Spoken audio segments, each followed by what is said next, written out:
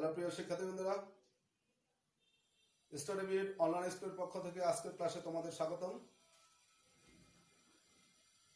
বন্ধুরা, আজকের আলোচ্য বিষয় আমার তোমাদের ষষ্ঠ থেকে দশম শ্রেণীর বাংলা বইয়ের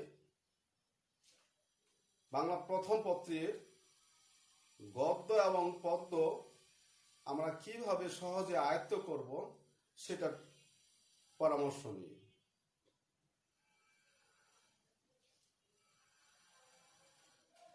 আমি এই বাংলায় পড়ার উদ্দেশ্য নিয়ে কেন বলছি, আমি দেখেছি যে আমরা অনেকেই জানি না যে বাংলাটা কিভাবে, ওই একটি গল্প বা একটি কবিতা আমি কিভাবে পড়া স্টার্ট করব, কিভাবে পড়লে আমার কাছে খুব সহজ হবে। আমার এখান থেকে যদি কোনো প্রশ্ন পরীক্ষায় এসে থাকে আমি সেগুলোর উত্তর কিভাবে দিতে পারবো। তো প্লিজ আমার কথাটা তোমরা শুনে নাও ভালো করে। আমি এটা আলোচনার জন্য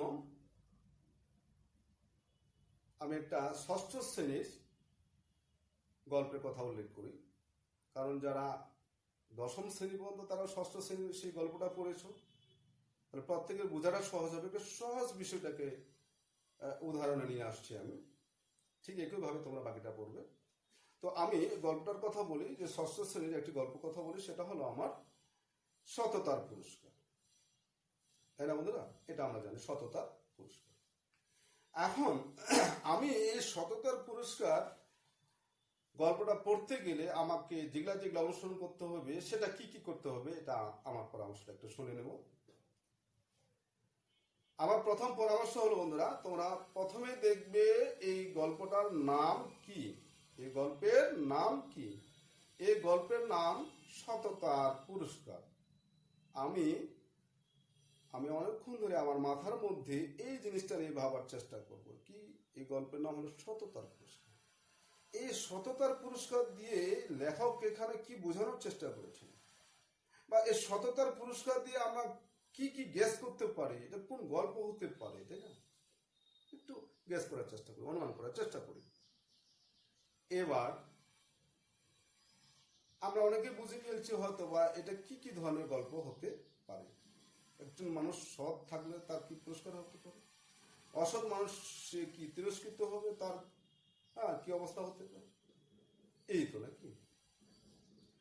আমি আগে গেস করে নিলাম এই গল্পের নামকরণটা কেন করা হয়েছে এটা নিয়ে। তার মানে আগে আমার বোঝার ক্ষমতাটাকে একটু সহজ করে নেওয়ার জন্য। এবার আমি দ্বিতীয়ত আসবো বন্ধু, এটা আমার প্রথম ধাপ গেল। দ্বিতীয় ধাপে আমরা আসবো, অবশ্যই তোমরা দেখবে দ্বিতীয় ধাপে কোন জিনিসটাকে। আমার প্রশ্ন হলো এখানে, স্যার গল্পটা কেন পড়বো, রাইট? এই গল্পটা কেন পড়বো, তাই না? তো এই গল্পটা পড়ে লাভ কি, কি উদ্দেশ্যে আমি পড়বো, এটা তো সেকেন্ড কোশ্চেন হতে পারে। তার মানে আমরা কোন দিকে ধাবিত হচ্ছি? পাঠের উদ্দেশ্য, অর্থাৎ কেন পাঠ করবে। তো বন্ধুরা, আমি এই ক্ষেত্রে তোমাদের পরামর্শ দিব, দ্বিতীয়ত লক্ষ্য করবে তোমরা তোমাদের বইয়ে যেখানে লেখা আছে পাঠের উদ্দেশ্য। এই পাঠের উদ্দেশ্য তোমরা যাই দেখবে, যে ও তখন দেখবে যে এখানে আমার এই গল্পটা পড়ে শিক্ষার্থীরা কি হবে, নৈতিক চরিত্রের অধিকারী হতে শিখবে। নৈতিক চরিত্রের মানে কি? আমার সৎ হওয়া তো আমার নৈতিক দায়িত্ব, তাই না? আবার কেউ খারাপ করলে তার কি হতে পারে অবস্থা, তার মানে সে এটা করবে না, তার মানে আলটিমেটলি সে ভালো করার চেষ্টা করবে, ভালো করবে। নৈতিকবান হতে চাবে, আদর্শবান হতে চাবে। তার মানে এখানে শেখানো হয়েছে যে এটা পাঠ করলে শিক্ষার্থীরা নৈতিক চরিত্রের অধিকারী হতে পারবে, শিখবে, চেষ্টা করবে। কেন?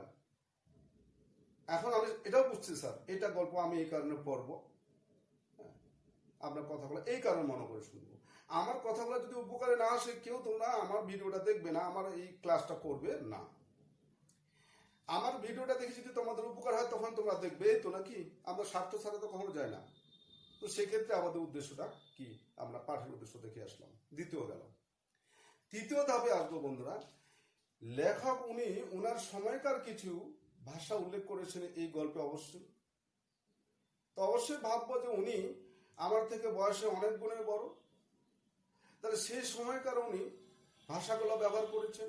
এখন আমরা ভাষার কিছুটা মনে করি যে হয়তো কিছুটা ভাষার পরিবর্তন। আরেকটা বিষয় হলো উনি কোন অঞ্চলের মানুষ। আমাদের বাংলাদেশে ধরলাম উনি কোন এলাকার মানুষ, তাহলে সেই এলাকার আঞ্চলিক ভাষা উনি হয়তো প্রয়োগ করেছেন।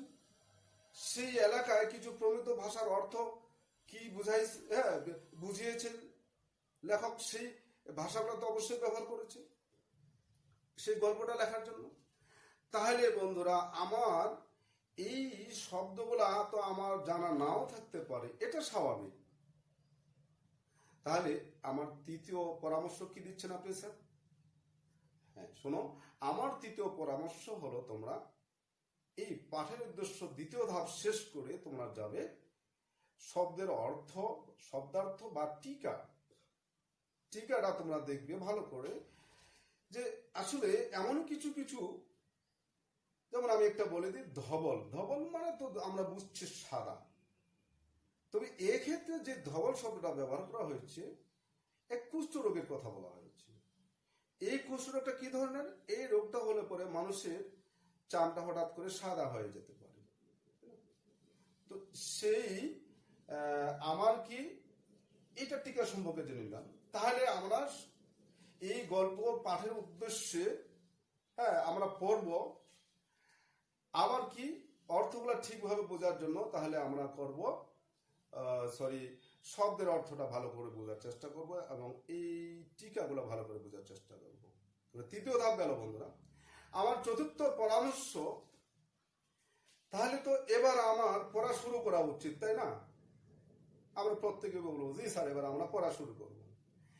পড়াটা শুরু করব, আবারও বলছি বন্ধুরা, আমার পরামর্শ তৃতীয় পরামর্শ এরপরে শব্দার্থ টিকা দেখার পরে চতুর্থ অধ্যায়ে আমরা যাচ্ছি, চতুর্থ ধাপে যাচ্ছি আমরা। সেটা আবারও কিন্তু বন্ধুরা ওই দ্বিতীয়টাকে অনুসরণ করতে হবে, কি পাঠের উদ্দেশ্যটাকে অনুসরণ করতে হবে। এই পাঠের উদ্দেশ্য অনুসরণ করেই এই গল্পের প্রত্যেকটা লাইন কি বলেছে, কি অর্থ প্রকাশ করেছে সেটা আমাকে বোঝার চেষ্টা করতে হবে। সবকিছু বোঝার চেষ্টা করব কিসের উদ্দেশ্যে? এখানে লেখক এই জিনিসটাকে পাঠের উদ্দেশ্যে নিয়ে আসছেন। তাহলে আমি কি প্রত্যেকটা লাইন বা একটা অংশ থেকে, আমি একটা প্যারা থেকে আমি কি এরকম পাঠের কোনো উদ্দেশ্যকে বুঝছি কিনা, তাহলে সেটা আমাকে ভালো করে বুঝতে হবে। তার মানে আমি চতুর্থটা পড়া শুরু করবো, তবে পাঠের উদ্দেশ্যটাকে ঠিক রেখি। আমি বুঝাতে পেরেছি বন্ধুরা? এই পাঠের উদ্দেশ্য ঠিক রেখে তোমাদের যদি একবারে এই সমস্ত গল্পটা ভালো করে বোঝা না হয়ে থাকে, তবে প্লিজ তোমরা আবার ভালো করে সেই পাঠের উদ্দেশ্য ঠিক রেখে প্রয়োজন হলে তোমরা শব্দার্থগুলো একবার কেউ পড়ো, দুইবার পড়লাম, আমি মনে করেছি হয়ে গেছে। আর একবারে তো এত সহজে আমার শব্দের অর্থ বোঝাটা সহজ নাও হতে পারে। আমি তাহলে দুইবার তিনবার করে একটা শব্দের অর্থ বা ওই সময়কার কিছু টিকাগুলাকে আমি ভালো করে বোঝার চেষ্টা করব। এবার আমি আবার পাঠের উদ্দেশ্য ঠিক রেখে, যেহেতু আমার এখনো ভালো করে বুঝলাম না, আবার পাঠের উদ্দেশ্য ঠিক রেখে আমি আবার চতুর্থ যেটা ধাপ অর্থাৎ পড়া শুরু করলাম। এইবার দেখা গেল যে হয়তো দ্বিতীয় বা তৃতীয়বার যখন আমি মনোযোগ সহকারে গল্পটা পড়ে নিলাম, এইবার বুঝতে পেরেছি পাঠের গল্পের নামকরণ কি, তাহলে সঠিক হয়েছে কিনা, অর্থাৎ নামকরণের সার্থকতা ঠিক রয়েছে কিনা, এই সম্পর্কে আমরা একটু মন্তব্য করতে পারি। এইবার আসছি আমার বিভিন্ন অংশ থেকে অনুধাবনমূলক কিছু প্রশ্ন হতে পারে, যেটা আমি এইটাকে এখন কোন জিনিসটা বোঝানোর চেষ্টা করছেন লেখক, এই সময় তো এটা দ্বারা বর্তমানে কোন জিনিসটাকে বোঝাচ্ছেন, এরকম কিছু হয়তো প্রশ্ন হতে পারে। আফটার অল আমি গল্পটাকে নামটা ঠিক রেখে পাঠের উদ্দেশ্য ঠিক রেখে শব্দার্থ টিকাটাকে আগেই বুঝে নিয়ে এবার সমস্ত গল্পটাকে আমি আমার আয়ত্তে নিয়ে আসার চেষ্টা করেছি। যদি যারা আমরা সম্পূর্ণ সফল হয়েছি, বুঝতে পেরেছি, আমার মনে হয় বন্ধুরা এবার যদি ওই গল্প থেকে কোনো প্রশ্ন কোনো শিক্ষক করে থাকেন, তাহলে আমার মনে হয় তোমাদের উত্তর করতে আর কোনো সমস্যা হবে না। আর তোমাদের এই গাইডের উপরে এত বেশি নির্ভর হতে হবে না, কারণ তোমরা অনেকেই জানো কিভাবে সৃজনশীল প্রশ্ন হয় তৈরি, কিভাবে সৃজনশীল প্রশ্ন তৈরি হয় এবং কিভাবে উত্তর করলে তোমরা সহজে নাম্বার তুলতে পারো, এটা তোমরা জানো, তোমাদের স্যাররা খুব ভালোভাবে শিখিয়েছে। তো বন্ধুরা প্লিজ আমার এই পরামর্শগুলা 4টা ধাপ আমি আবারও বলছি। প্রথম ধাপ হলো যে আমি গল্পের নামটাকে আগে ঠিকভাবে বোঝার চেষ্টা করব। দ্বিতীয়ত গেল আমার পাঠের কেন এটা পাঠ করব, সেই পাঠের উদ্দেশ্য ঠিক রাখবো, পাঠের উদ্দেশ্যটা করবো। তৃতীয় যাব ওই লেখক বা কবির সেই সময় ভাষাগুলা অর্থগুলা বোঝার জন্য শব্দার্থ টিকা অংশটা ভালো করে পড়বো। এরপরে চতুর্থ ধাপে আসবো, আমি পড়া শুরু করব ওই পাঠের উদ্দেশ্য ঠিক রেখেই, আমি যেন সমস্ত লাইনের অর্থ, প্রত্যেকটি শব্দের অর্থ সহজে বুঝে নিতে পারি। তাহলে আমার এই পড়াটা সহজে আয়ত্তে চলে আসবে। এই হলো আমার এই 4টা স্টেপের পরামর্শ বন্ধুরা। তারপর তোমরা কি করবে, হ্যাঁ আরেকটা পঞ্চম স্টেপ আসবে কি, এবার যারা বুঝে ফেললা তো একটু পাঠ পরিচিতি, অর্থাৎ পাঠটাকে একটু সংক্ষেপে বলার চেষ্টা করবে, তাহলে পাঠ পরিচিতিটাও একটু পড়বে। এটা হলো পঞ্চম ধাপ। পাঠ পরিচিতি পড়লাম, আরো জিনিসটা আমার পাঠ পরিচিতির মধ্যে সাধারণত মূল জিনিসটাকে এখানে বেশি মানে লেখা হয়ে থাকে।